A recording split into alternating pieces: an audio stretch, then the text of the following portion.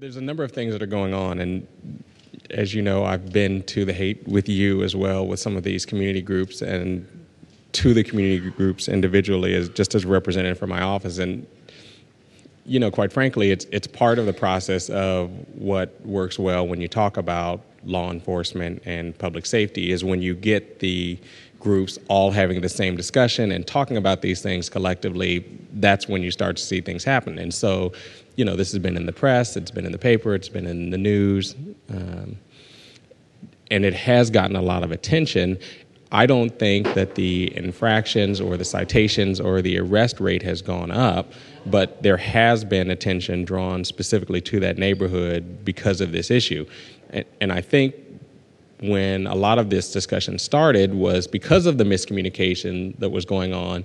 And it's not so much that, the district attorney's office is at odds with the police department or the neighborhood is at odds against the courts. It's just that we all operate collectively but separately. And so while the police have a standard, and that's a standard of probable cause to make an arrest, when the cases come into our office and at the district attorney's office, we have a different standard, which is, with the burden of proof that's beyond a reasonable doubt. And then what the courts do with the evidence that we present is always a factor in whatever happens. And so I think it's not so much a process of the collective agencies being at odds. It's just a matter of each one of us performing our general duties. But in that process, there hasn't been anything different or unique that has been done in the past few months.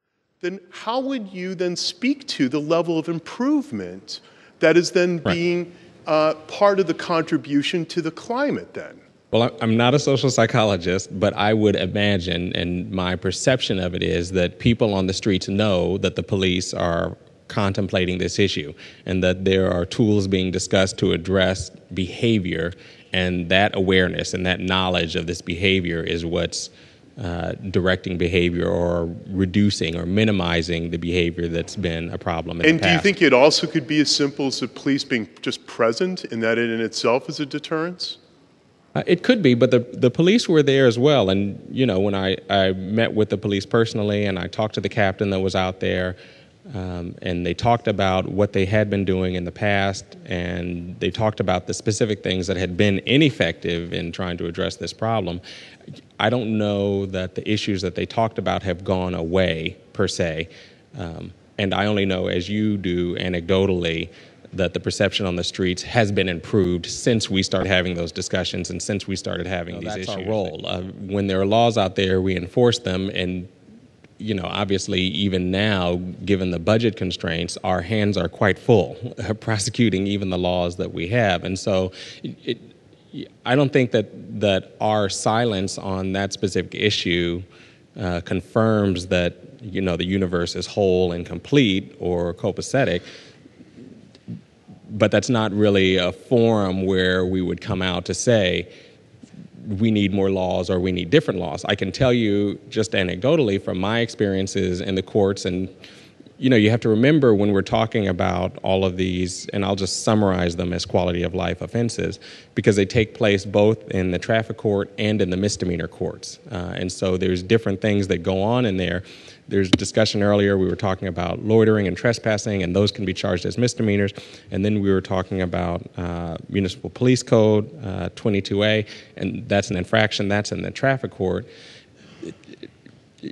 Different things happen in those courtrooms regardless of what the charges are. And my office is tasked with handling the cases, whatever the police bring to us when those cases are reviewed and charged.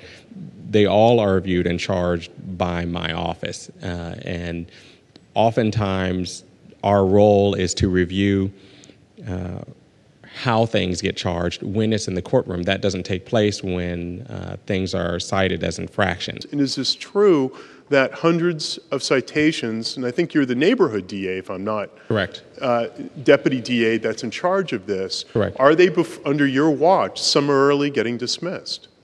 Well, we don't have the statistics that show what the actual numbers are. Like I said, anything that comes onto the court's docket we are handling. And my representatives and myself are in the court handling those cases, and there's, I don't know, 60 to 100 a day, let's say, just by example. But I don't have the statistics to say how many citations the police are actually generating or giving out that don't actually show up on the calendar.